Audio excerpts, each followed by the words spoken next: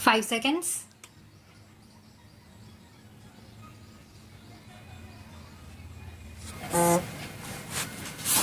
Sir, I rise to support the bill brought forward by the Honorable Deputy Minister of the Ministry of Finance.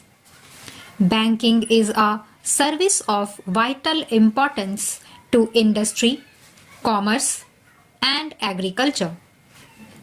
It is concerned with the creation of credit money and its distribution between various users such as industry and agriculture or between institutions and individuals. In fact, the smooth working of a modern economy depends on the proper regulation of credit with which the banks are concerned. The question, therefore, of recruitment of the personnel of banking institutions assumes great importance. The Banking Commission had recommended the establishment of such a commission in its report in 1985. In fact, government have been rather late in bringing forward this very important and necessary piece of legislation. Before nationalization, some of the big commercial banks had made some arrangements of their own for recruitment of their staff. The Institute of Bank Management and the Reserve Bank of India, through the Bankers Training College, run some short-term and long-term courses for recruitment and training of bank staff. But these arrangements are not adequate even to meet the requirements for recruitment of higher cadres. The largest proportion of banks' staff consists of clerks and cashiers. The recruitment policies followed by most of the Indian banks before nationalization were not based on either scientific lines. In several cases, even minimum qualifications were not insisted upon. The Banking Commission has reported that in many cases, people who had not even passed matriculation examination were recruited as clerks. There was no proper evaluation of the aptitude or capacity, and very often caste and relationship determined the choice of candidates. Lack of training facilities, however, aggravated the problem, and banks found themselves with staff which had neither aptitude nor ability to carry out the jobs assigned to them. The bill, therefore, is welcome. It seeks to provide for proper methods of selection for recruitment.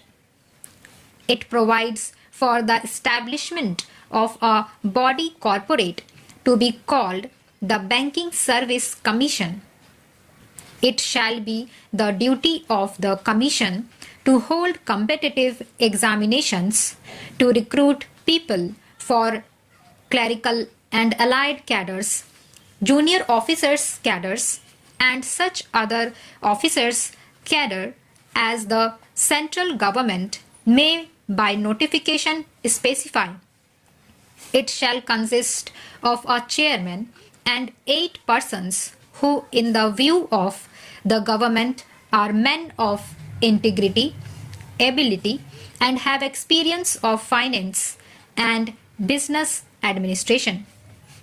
The bill rightly attaches great importance to selection of people for the clerical cadre because the clerical staff constitute the largest proportion of the total manpower, and it is they who render the banking service to the people. Rapid expansion of banking ensures further that many of them will soon get promotion to the officers' cadre. It has been emanated that every clerk can hope to reach the officer's level in 10 or 12 years' time.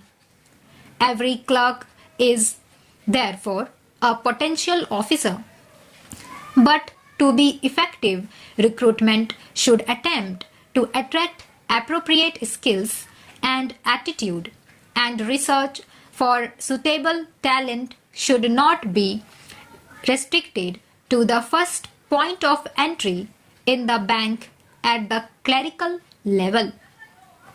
It should also be extended to attract sufficient number of persons who possess executive skill.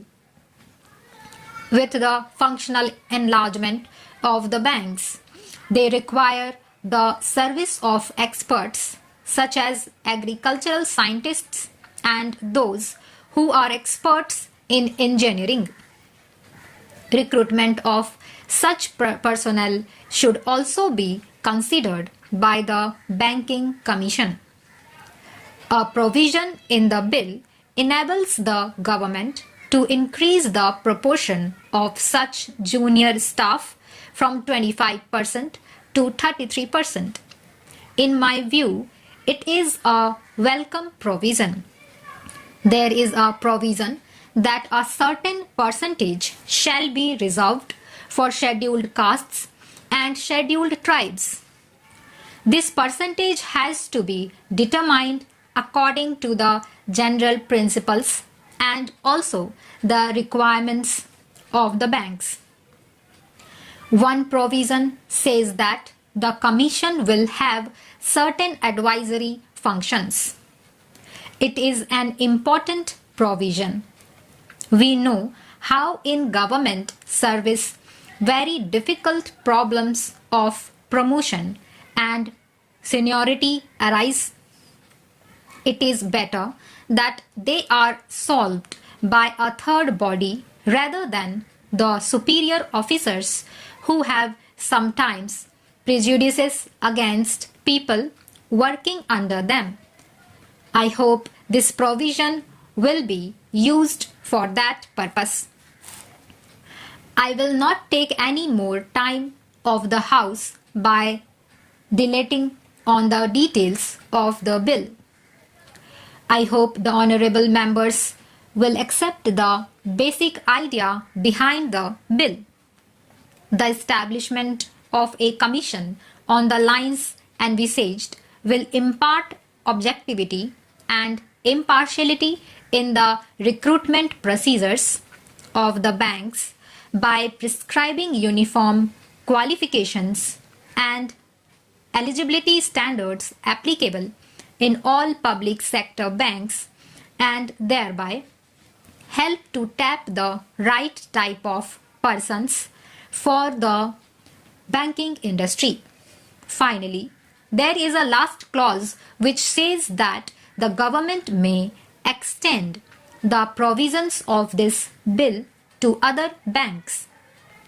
If the Banking Service Commission could cover the requirements of other commercial banks also, so much the better. We will have uniform standards for recruitment of personnel in all the banks. With these words, I support the bill. Stop.